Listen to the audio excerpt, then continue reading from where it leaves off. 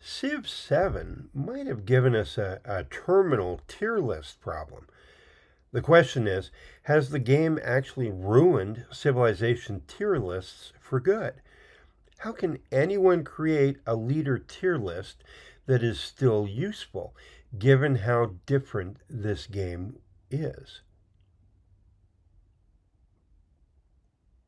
So, what is the problem? Well, now that we have unlinked leaders from a specific civ, I, a leader might be so-so with most civs, but almighty with a few other ones. Their strengths are variable depending on who you pair them with. If we know a leader has little power without a certain civ, we can't help but diminish their worth at least a little bit.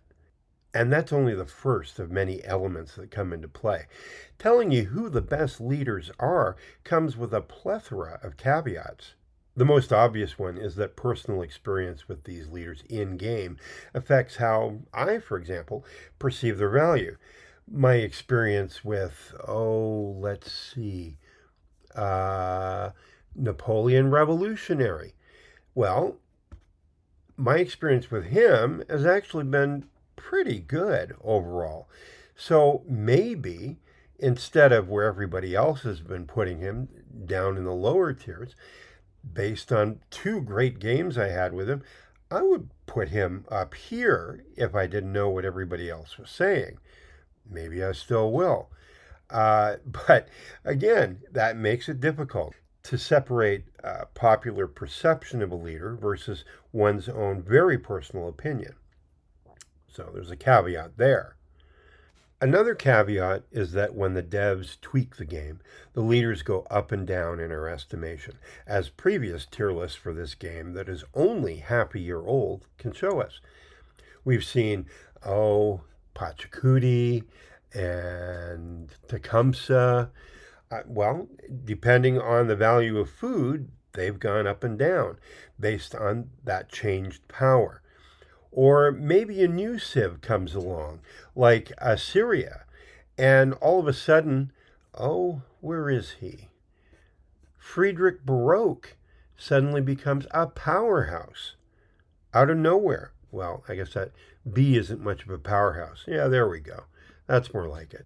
Or maybe some game changes keep bouncing a leader around, like Isabella, whose attachment to natural wonders. Where is Isabella? Take a bow, Isabella. Her attachment to natural wonders has been shaken a lot by some changes, but not quite broken.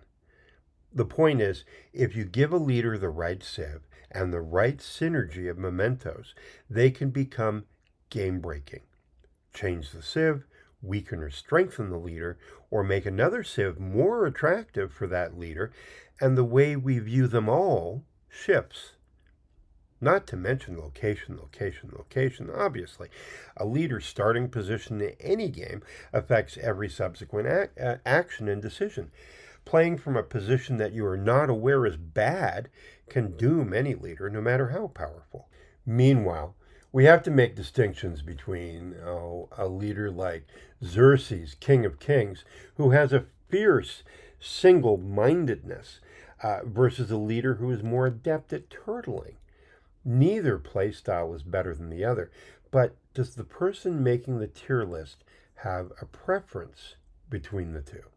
Just like I did with my Antiquity Age Civ tier list, you can find the link down below in the description. I decided to review the tier lists of others. I would be lying if I said I hadn't been swayed at one point or another by those lists. And they can illustrate the changes in the game as certain leaders have gone up and down in value, while others have not moved much at all. But let's look at everyone's rankings among a handful of tier list creators. Now, let me just explain what you're looking at. So there's a list of leaders on the left, and on the right, you see columns with all the ratings, tier list ratings of 7 different creators in chronological order. So the column on the left was the first ranking, and it's in numbers actually, not tier list assignments.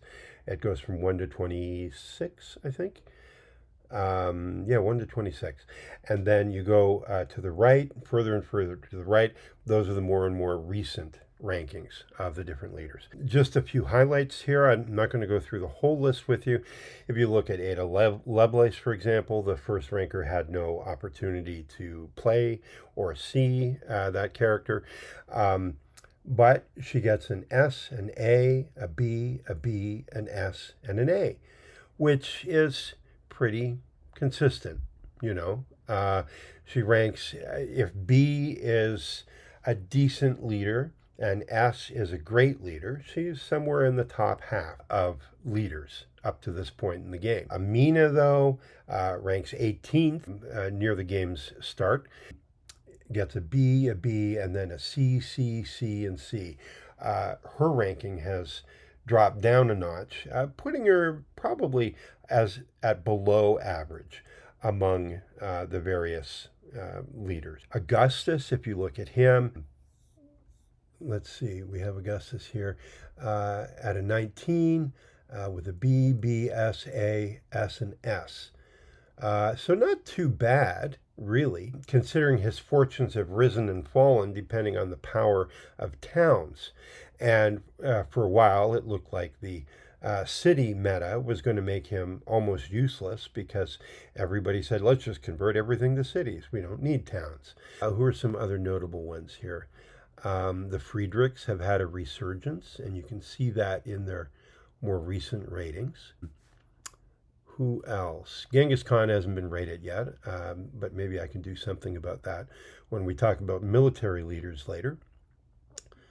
Hatshepsut is stuck mostly in the lower realms. Nothing has really seemed to help her out so far. The Himikos have improved in status overall, although recently I don't understand those two C's for Himiko Shaman. That's Shaman, that's Queen, by the way. Ibn Battuta, pretty steady. 1D, well, you're always going to find in ratings that there could be one rating that's very low or very high, but otherwise the ratings are pretty consistent. It just has to do with the play style of perhaps the particular creator. Isabella has gone up and down depending on how her abilities with the wonders have changed. And certainly lately she's gone up to S tier.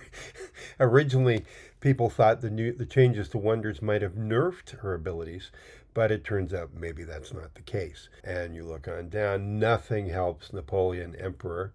He has not changed much. He had initial higher rankings, but then he's stuck in the D's.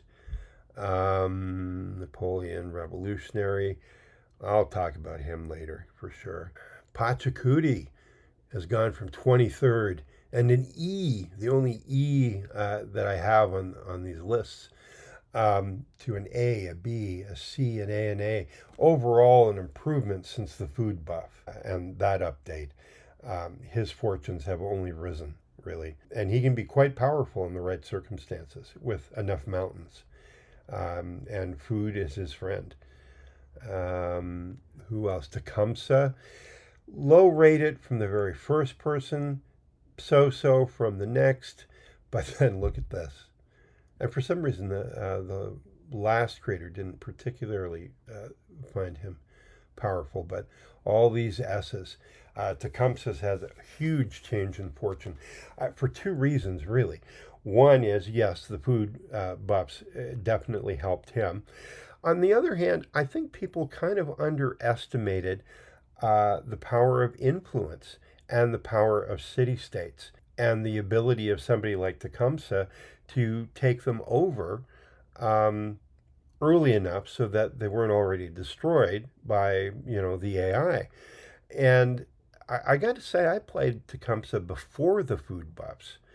And I had just gotten the idea after using Ibn Battuta for particularly diplomacy and influence heavy game that I really enjoyed. I thought, this influence thing, I think this is cool. And Tecumseh could really be better if, he was played right, and I used him, and I thought, he's pretty cool. Then the food buffs happened, and everybody got on the influence train, and I thought, Okay, that's good. You know, I nice to know that maybe I was onto something, and still am. I mean, he's still powerful, for sure. But this gives you some idea of how leaders rise and fall in importance as the game changes over time, and how people's estimations change in accordance with that. It's actually kind of fun to see how um, the game changes and the leaders change as time goes on. It means the game is never static, which is something I very much like about the most recent previous Civ games as well. So this game is continuing that tradition in a big way. Okay, so we're going to break this down and look at the economic leaders first. And I'll arrange them on the tier list to give you some idea where I stand on this. Now, I've included everybody who has economic in their surname, except for Ibn Battuta, who, is merely considered an expansionist wildcard leader. I think he needs to go in some of these lists because he definitely has abilities that can help him win in any of these categories. So he's on the economic list as an honorable mention. I'm going to go through them in alphabetical order. We have Amina first, who has the +1 resource capacity in cities, +1 gold per age for each resource assigned to cities, and +5 combat strength on all units in plains and deserts. I don't really care so much about that last part. We're just trying to see how she would do in an economic victory. Now, mind you, her military abilities do come into play in that. Like, all of these things work together. I don't want to give the impression that, each victory path is all about just doing one thing well. But her military abilities really are not significant enough to have that strong an impact. It comes down to her resource capacity in the cities and the gold per age for each resource. Not bad. As a purely economic leader for the economic victory, I might change this before we get through all of these, but I think she's at least a B. She's not in the C area where a lot of people rank her, I don't think. As an overall leader, maybe a C. But as an economic leader, resource capacity is crucial. In fact, I might even move her up to A. I don't know. Now, Ibn Battuta gains those, what are they again? Oh, yeah, multiple attribute points after the first civic in every age. Okay. And then he has increased sight for all his units. And he gains a unique endeavor trade map that lets you gradually see other leaders' explored areas. Fine. The trade map isn't the worst thing for an economic leader. That could be actually helpful. Some people have dismissed it as an overall power, but on the economic path and the military path, I think that map is very useful, or could be. As for the extra sight, that's good no matter what type of victory condition you're going for, I think. But the two extra attributes, that's pretty cool. That drives you down into the economic tree pretty quickly. And I think that gives him at least somewhat of an advantage over some of the other economic leaders I'm going to come to. He actually does better than at least a few of those, even though he's not an economic leader. Honestly, I've played him a few times now, and two of those victories have been economic. So, I mean, I'm going to put him up in A tier for economic. But anyway, we'll go on to our next one here. Isabella. I want to say him like David Letterman used to say, Isabella Rossellini, but I won't. I won't do that. Isabella, as an economic leader, again, she rises and falls with the wonders. If she gets wonders with lots of production, then she's smoking. And even if she doesn't, if she gets other types of, I guess we'll call them resources, happiness or culture or anything, I mean, she can do well. It's not always going to pull her along the economic victory path, though. But her ships in exploration age do pull her in that direction. And I think the ships, where they might not make her an overall better leader, they do make her a better economic leader. I would have to give her an A as well, because it's the potential. You know, there's no guarantees with her, but that potential for just awesome, mind blowing power, economic power is right there. Machiavelli is a different case from all of them entirely. His economics comes from irritating people into giving him money. Not a bad thing when it comes right down to it. And he can back that up with some military power over time. But it's his diplomacy and his economic abilities we know him best for.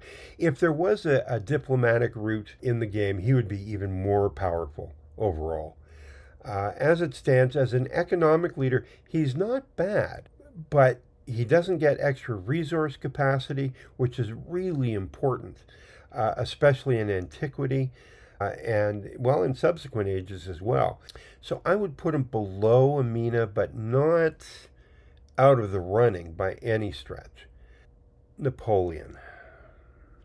Let's just go through this. He gains a unique sanction continental system which reduces the trade route limit of the targeted leader to all other leaders by one. Ouch.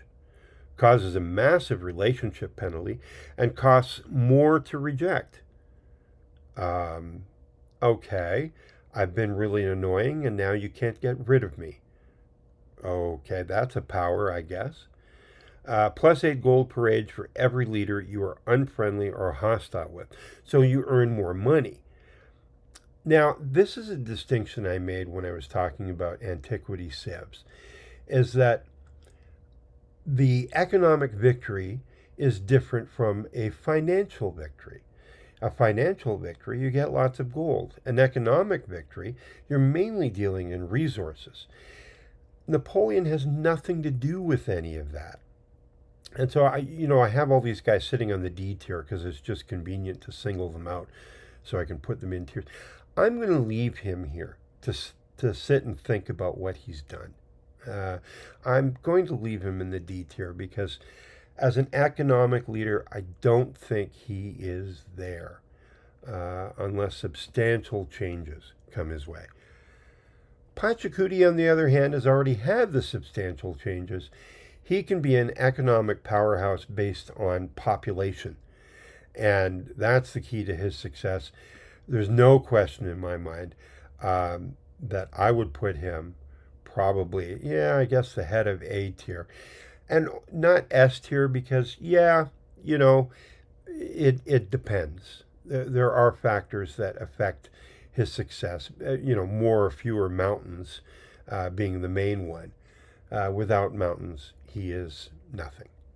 And after Pachacuti, we have Xerxes, king of all kings, who does have some economic ability. He does get +100 culture and gold per age upon capturing a settlement for the first time, and +10% gold in all settlements, doubled in settlements not founded by him.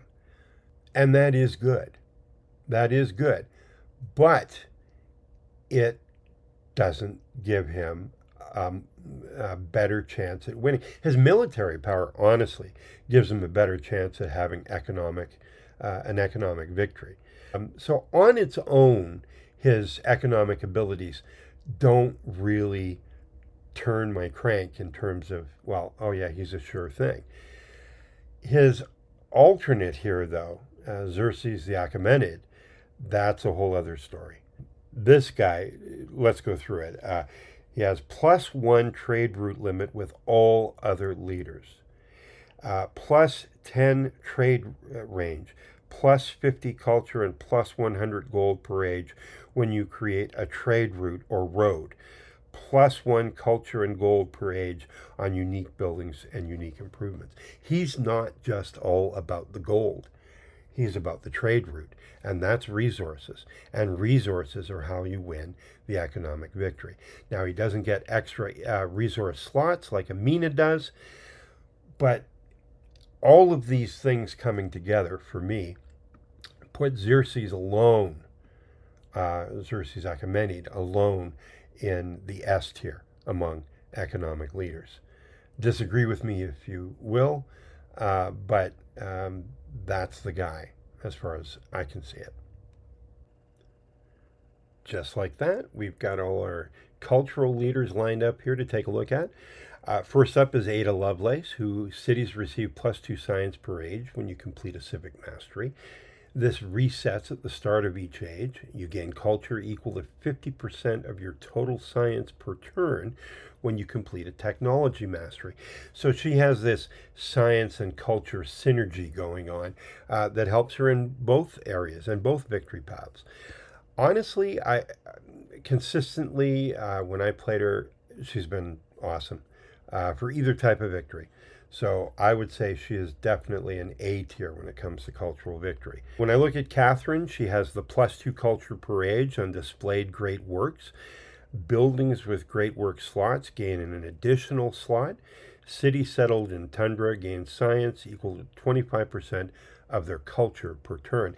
Again, some of that science culture synergy. I don't think it works as smoothly and as well and effectively as it does with Ada. At the same time, I think her culture boosts are better than her science boosts. But again, I don't think they're quite up to Ada's. I hate to compare these guys directly, but they're right next to each other. And yeah, I just got to say, I think that's where I would put them. As for Augustus, who I somehow put out of alphabetical order, he has some culture bonuses for sure. He can get culture buildings in towns. He can buy them, which other leaders can't do. Culture is something sorely lacking in towns. And happiness, oh boy, wouldn't we love to have happiness in towns? So he has some advantages there. I don't think there's anything about him that pushes the needle in the direction of culture other than should he go into full-on expansionist mode, the more cities and towns he has, the more culture he can build and spread. So in that regard, I think he's pretty good. I would put him ahead of Catherine, in fact, because of that, not because of his direct cultural bonuses, but just because he can be a cultural powerhouse when you put the whole package together. As far as Friedrich Baroque goes, yeah, he's had a change happen to him, and I think he's much stronger now. Is he an S or an A tier in terms of culture? I'm not convinced yet, but I would certainly put him ahead of Catherine again. I think he does have enough cultural oomph to make it to B tier at the very least. And the more I think about it, yeah, as a conqueror, yeah, I think he's even better than Augustus. Yeah, I do. I do. With that, for the same reasons for Augustus, I think he can accumulate culture faster than Augustus can. Then we have Hatshepsut, who, when it comes to wonders, she is queen or pharaoh-esque or something. Nobody can beat her when it comes to wonders. I don't think she gets +1 culture per age for every unique resource, which is good, but unique resource. So that's very specific. Extra production toward construction of buildings and wonders in cities adjacent to navigable rivers. So that first cultural victory, she is awesome, but maybe less awesome as you go down through the ages. So it kind of balances out. I think she's possibly S or A tier for antiquity, but a lot less valuable as you move on through the game in a cultural victory. So I would put her on B tier at the very least. Then we have Himoko Shaman. Now, her abilities in terms of culture come down to she gets 20% culture and -10 science. Himoko's main cultural abilities come down to her extra 20% culture, 40% during celebrations, which is pretty good and consistent over time. And I think, yeah, I think her culture adds up pretty quickly.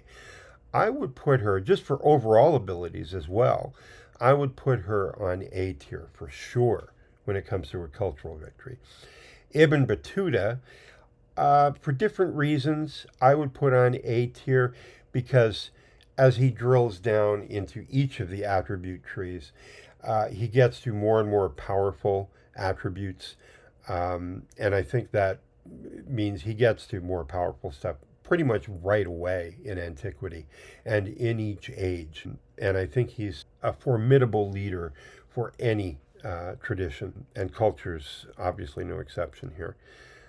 Then we have Jose Rizal, whose big cultural moments come as a result of celebrations. He can push things over the top that way. Let's see, when gaining rewards from a narrative event, he gains an additional plus 20 culture gold and influence per age. Increased celebration duration and happiness towards celebrations by plus 50%. And he gets additional narrative events over and above what other leaders get. So, yeah, he is a cultural powerhouse, but not quite S tier. I would put him probably ahead of Batuta, but not ahead of Ada or Himiko. So he is on A tier. Lafayette is kind of the problem child. I don't know what to make of him. He does get plus 1 culture and happiness per age in settlements, and it's doubled in distant lands. Yeah, that's not bad. So during exploration, you can rack up the culture points. Maybe less so during antiquity, and debatable how much it's worth in the modern era. So for a culture victory, maybe, but he's not, he's hard to read. And I think that's true for him as a leader as a whole. It's hard to figure out exactly what to do with him, through no fault of his own, of course. Napoleon Revolutionary does get some bonuses for culture. If you defeat an enemy unit, that provides culture equal to 50% of that unit's combat strength. Cool. That's nice. That could add up if you go on a rampage, and Lord knows he's prone to those. I don't know if it really changes the game, though. I think his plus 1 movement for all land units is more significant. I would put him here, maybe ahead of Lafayette, but still C tier. I don't really see him doing it for a cultural victory overall. Xerxes Achaemenid, he gets plus 50 culture and 100 gold per age when you create a trade route or road, and plus 1 culture and gold per age on unique buildings and unique improvements. Okay, some very specific restrictions there, but still, all of that could add up. The trade routes or roads and culture arising from that, again, bits and pieces. I don't love him for culture, but he's not terrible. I would, because of his overall strength, I would put him at least at a B tier, but, well, maybe at the end of B tier, like I have him here now. So as you can see, I don't have any S tier leaders. It was a complaint I had about culture in the antiquity age. There wasn't really a civ that I felt was S tier when it came to culture. And so I left it at that. I left S blank. And I'm doing the same for the leaders here. Hopefully, we'll have more S tier quality civs and leaders for culture coming in the future. When it comes to science, we have, again, Ada Lovelace. And with that synergy, again, like I mentioned in terms of her cultural abilities, the same applies to science. I mean, I think she is an A tier leader when it comes to either type of legacy path. So I would put her up there. Benjamin Franklin has plus 1 science per age on production buildings and cities. He has plus 50% production towards constructing production buildings, plus 1 science per age from active endeavors that he starts or supports, and can have 2 endeavors of the same type active at a time. So that means he could do extra research as well as one of the endeavors with more than 1 leader. So really, I'm not going to call him a science powerhouse, but he has science oozing from his ears. Probably where that lightning bolt hit that key that he was hanging on to with the kite. I think, in terms of his overall abilities, I'm not so sure. In terms of science, yeah, he's at least an A tier, maybe higher. We'll see how I feel as we go on here. Now, I sort of went through Catherine's abilities already, but in terms of science, she gains science equal to 25% of the city's cultures when they're per turn when they're settled in tundra. That's pretty specific and not that useful in terms of gaining scientific knowledge. I think for that, I would put her in the C tier. But it's not quite as bad as Charlemagne, whose military and science buildings receive a happiness adjacency for quarters, and he gains 2 cavalry units once unlocked when entering a celebration, which is pretty cool. And he has +5 combat strength for cavalry units during a celebration. So his military and science buildings receive a happiness adjacency for quarters. That's why he's considered a scientific leader. No, I don't think so. I, I, I almost want to leave him down here. I'll put him up in C right now to get him out of the way, but I don't think that really does it for me. Ibn Battuta, on the other hand, does continue to have that ability to drill down into, um, the trees and get the more powerful abilities almost right away. And I think you can't eliminate that. I think he is pretty good in terms of a scientific victory. Not the top leader to pick, but pretty good. Okay, so I've gone out of alphabetical order, but that's okay. We'll come back to the C's for Confucius.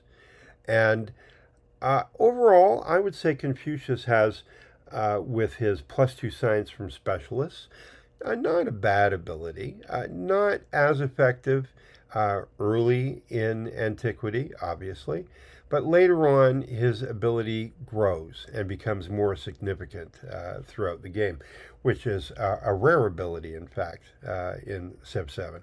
So I would put him somewhere in B, maybe A. Well, don't want to leave him alone in B right now. Um, let's, but let's put him at the top of B. I'm not quite convinced. Yeah, no, top of A or end of A. I'm going to put him up there. Then we have Friedrich Baroque. I'm sorry, Oblique. Oh boy, I bet that happens to them at parties all the time. They get mixed up for each other. He gets his science he gains an infantry unit when he completes a technology mastery or constructs a science building. And so he can build his military and his science at the same time. They feed off each other. It's a feedback loop. So that is kind of cool. Still, I don't see all the science that generates from it. I think the military end of things gets the better of that there. I'm going to leave him on B for now, although I still like him. I've had fun playing him in the past. Himoko Queen. Now, her relationship with science is that she can, I'm just looking at it here, she has her unique endeavor. It grants her and her allied +25% science, which is a lot, and she can support endeavors for free and gets +4 science per age for every leader she's friendly or helpful with. So that can add up, and it encourages, friendliness. So that's always good. I think I think she's a bit stronger than maybe I've noticed when I played her, especially in terms of science, because I want to put her here, but I'll put her here, ahead of the B tier, and that only leaves Trung Track. Now, she has her unique commander, her sister Trung Ni, and she gets +2 science in cities on tropical tiles. Huh. Well, that's pretty specific. I don't think she gets too big a bump from that. I'm not going to give her a D for it, but definitely a C. Now, once again, there is no S tier science leader. I don't think we've quite made it there yet. In the antiquity video that I did see some promising S tier civilizations. Mayans, I'm looking at you when it comes to science. But when it comes to leaders, I think if I had to move somebody up, it would be these two. Maybe Ada and Benjamin. Maybe. Um, yeah, I'm just not going to do it though. They're not quite there yet. Anyway, that's the science tier list. First thing you might notice when you look at the military leaders is that we have a plethora of them. There's a ton. I've included a couple even that have military abilities but aren't considered military leaders. There's just a lot of strength in this particular pathway. Now, I'm going to mention the honorable mentions first. Machiavelli, who I think does promote war through his diplomatic abilities, if you want to call them that. But I don't know that he can really win wars more easily. So I just thought I would give him a cameo here. And Augustus, of course, with his expansionist tendencies, and a very good commander, a unique commander, does have a lot of stuff going for him militarily. And I think I would want to consider him as a military leader. The only reason I'm not is there's so many others here. I'll leave him in though. I think he's probably at least a B, at least. Okay. Now, Amina, on the other hand, I've already talked about this in terms of her economic abilities. Her military abilities aren't particularly striking. She does get extra combat power, but limited by terrain. So I would put her as a C. Meanwhile, Charlemagne has one of my favorite abilities. Every time you have a celebration and you have cavalry that you build them. You get 2 free cavalry. Can't lose with that, and I haven't so far. So I do love that. That's a great ability. Does it win the game? I don't know, but it's fun enough to want to win the game. I would put him at the very least at the top of B tier, at the very least. In terms of Friedrich Oblique, that command range ability is awesome. I think that in the right situation, it can be devastating, depending on where everybody's located in terms of a battle. So, yeah, I mean, I think just for that, I would put him in A tier at the very least. Well, somehow I ended up with Baroque here. Oh, yeah, well, he is a military type, but I don't think his military and cultural combo really does it in the same way that it does for the culture side of things. So I would put him probably down here. Ooh, right in front of Amina. Now, the controversial part. I think Napoleon Revolutionary is an A tier commander or leader. It's that simple. I think his all round abilities help him militarily, economically, culturally, diplomatically, like in every way. Even scientifically to some extent. So, yeah, I've got to put him as an A tier leader. And I don't make any apologies about that. Although I guess I just did, didn't I? Anyway, Ashoka World Conqueror, he can, in terms of his production and its relationship with happiness, if he's got happy cities, run away, run far away. You are doomed. He has real strengths all around that are linked to celebrations. +5 combat strength against districts for all units during a celebration as well. Yeah, and declaring a formal war grants a celebration. So declare a war, get a celebration, all your troops go to +5. Wow. That's at least A tier. I'm going to put him there with a mind to maybe move him up to S tier, where he'll be sitting next to this guy, Genghis Khan, who I don't want to prolong it. Nobody's really officially ranked him in a tier list, but as far as military leadership goes, Genghis Khan has a number of abilities that come together to make him fairly unbeatable. The +3 combat strength for cavalry units, or +5 when in an army command radius. Army commanders have +1 movement even when there are no units packed into them. Once per age, the Army commanders can use the Convert Independence action to convert adjacent independent military units to your control. Granted, that's a very boutique sort of ability that might not come up at all times, but wow, is it cool. Yeah, so I've got to put him up there.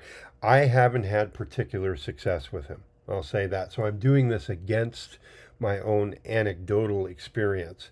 But on paper, he looks mighty good. That's all I can say. Harriet Tubman as a military leader is far worse and devastating to face than to actually be her. Her espionage abilities put her at a military advantage, and defensively, she can take anybody because of that +5 war support if she's attacked. And not only that, but the fact that she's probably going to win those wars just by attrition and will gain cities as a result does make her a strong military leader, even though she's not any stronger at taking cities herself. So, I mean, it's a weird one, but I got to put her by right behind Ashoka. Ooh, not in front of. No, no, no. No, I think he's tippy top of A tier at least. And then we have Simon Bolivar, whose abilities I think people have rightly assessed as C level. He doesn't quite stack up to the rest. I don't want to spend too much time on this. I don't think he is an A or B or S tier leader. I've got to put him in the C's, but I'll put him behind Friedrich Baroque, just because Baroque looks pretty good, even though you gotta like that facial hair. That's not bad. Tecumseh. Should I leave him for last? I don't know. Tecumseh, in terms of, he gets combat power just from having suzerainty over, well, as many places as he can. He gets more and more powerful as the game goes along. So it's hard to know how to assess him against other leaders. I mean, I certainly would put him ahead of Genghis Khan, which means he's ahead of everybody else out here so far. Yeah, I think he's S tier all the way, especially when it comes to military. I don't know how you beat him unless you just start burning down all the city states that he has control over. You're screwed. Trung Track has that great sister commander leader now, and she's powerful. She's got some great abilities, but in the end, I mean, she's not going to be S tier because S tier is about to get crowded. And I really can't put her up there. She is at least A tier, and I don't know. I like these guys a lot. Do I put her, oh, after Harriet Tubman, or after Friedrich, or after Napoleon? Oh, I feel bad. Oh, I feel bad. No, this is wrong. I'm putting her after Napoleon. No, I don't know. I don't know. Okay, but there it is. It's done. It can't be reversed. I look. I can't even pick it up anymore. Then you have Xerxes, King of Kings. Oh my goodness. Yeah. I mean, I've had terrible experiences with him, but again, on paper, he looks terrific. With that +1 settlement limit. Is he the only leader that has that? I don't remember. But, and it's not just that, you know, he has the +3 combat strength for units that are attacking in neutral or enemy territory. +100 culture and gold per age. Yeah, blah, blah, blah, blah. plus 10% gold in all settlements, which in itself is pretty good. Doubled in settlements not founded by him, and then the plus one settlement limit. He has a package of a bunch of things that sort of work well together. It's no one thing. I think it's the whole package. Now, I think Tecumseh takes the crown here. But do I put Xerxes ahead of Genghis Khan or after him? I think just for pure chutzpah, I have to leave Genghis Khan as the second in tier S, just for that ability of taking over somebody else's units. That's pretty cool, no matter how rare the instances are going to be. I like that. And so, just for the chutzpah, I like it. Anyway, that is our group of military leaders. Include this leader tier list palooza by talking about the other ways of assessing leaders in the game that we haven't really gone into yet.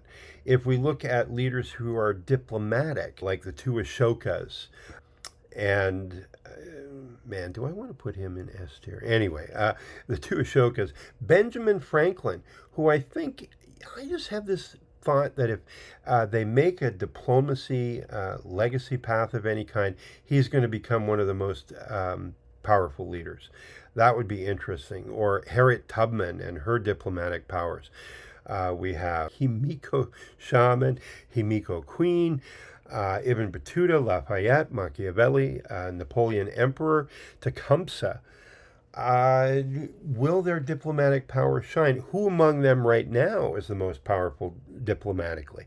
I guess I would have to go with Tecumseh because he's got all those city-states riding in his wake, and that seems to be his game strength is in the diplomatic arena. So I think he would win out so far if we were to do a tier list for that. As for the expansionist leaders, we have Ashoka Renouncer, Augustus, Confucius, Genghis Khan, Ibn Battuta, Isabella, Pachacuti, and Simon Bolivar. I think Ibn Battuta is doubly in the running there because he does have the expansionist abilities. Plus, he can use his double attribute whammy in the expansionist tree and grow quicker than a lot. I think he would do very well there. Augustus, of course, has the power of his towns, and Confucius, extra growth in his towns. Genghis Khan, just pure willpower, baby. That's it. And Isabella, sort of, but definitely expansionist because of the wonders. They give her that kickstart at the beginning of the game in particular. And as the game progresses and she discovers more wonders, which should be her overriding goal, obviously, or yours if you're running her. And then we have Pachacuti, and just powerful overall. And expansionist, absolutely, especially with Machu Picchu under his control. And then Simon Bolivar. So, yeah, I mean, we haven't really recognized that particular side of things. And maybe part of the game will be devoted to, who has the biggest population? Who has outpopulated everybody else? Maybe that'll be a cultural or a victory path. And then we have happiness. The most misunderstood resource of all in the game, I think. And we have people who have a lot of command over happiness, Ashokas, both of them. Charlemagne to some extent, Himiko Shaman, Jose Rizal, Lafayette, and Pachacuti to a certain extent. Who among those? I mean, Jose Rizal becomes more powerful if we were to have where is he? A happiness legacy path. And the Ashokas, wow, I don't even want to think about, they're powerful now, but if there was a happiness legacy path, what would they manage to do? Lafayette might make more sense in the future. And Charlemagne, of course, he'd still be getting cavalry till the cows come home. So yeah, I mean, these are other legacy paths, future ones, maybe, they could change the dynamics of how we see the leaders in these tier lists at the moment. And I wanted to bring that up at the end here to give us some context. Obviously, my tier lists are just guesses about who the best really are. It comes down to who you are, how you play them, and who you play them with. In this final segment, I just wanted to talk a little bit about who I think are the best leaders overall. I know I haven't presented you with an overall tier list that puts every leader, uh, from every category on it, but I did want to leave you with a sense of who I think my S tier consists of. Now, my S tier is not just, oh, these are the best leaders. These are going to win for you every time if you do this, you know. So Xerxes is not going to be on my list. King of Kings, I mean. You know how to win with him. It's pretty uniform. There's not a lot of finesse there for my money, but it works. I want to pick S tier leaders that I think could work with as many civilizations as possible. They are, if you like, adaptable. They can work with whatever they get. Now, does that mean they're the best leaders for your money? Probably not. For me, they are. That means they have enough capacity to win in any circumstance. And that's why I'm going to pick them. So Isabella is not necessarily the best of these. I think she's S tier by a whisker. I'll put it that way. But she's there. Himiko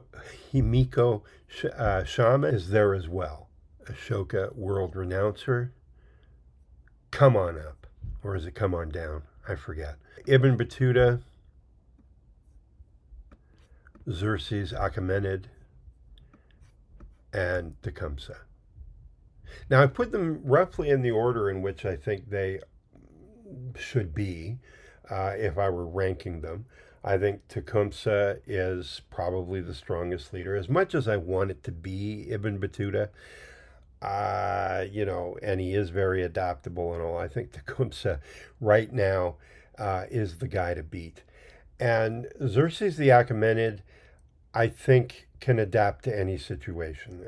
Gold can buy you a lot of friends. And Ibn, of course, for reasons I've already stated, and his drilling down into attribute trees to get to the good stuff quicker.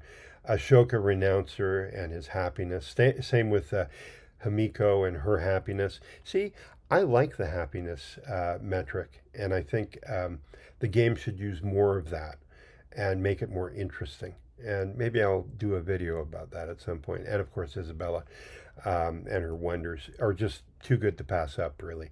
So that is my S tier. And it's big, it's crowded. I get that. And there's nobody else down here. Well, that's fine.